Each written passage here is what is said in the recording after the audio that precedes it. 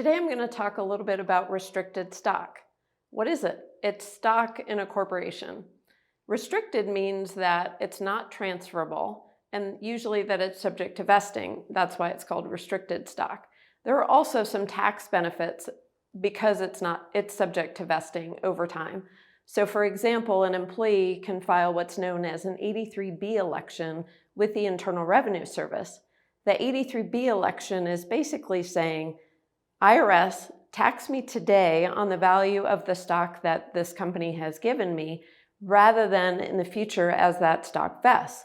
So for example, if it's $10,000 today, tax me at that value, instead of, if it vests over 5 years, the 10, 12, 18, 25, 30,000 that it's going to be worth down the road.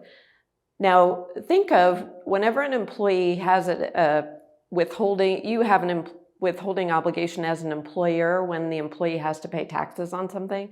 So you want to make sure that you're withholding from the employee's compensation the value of that restricted stock.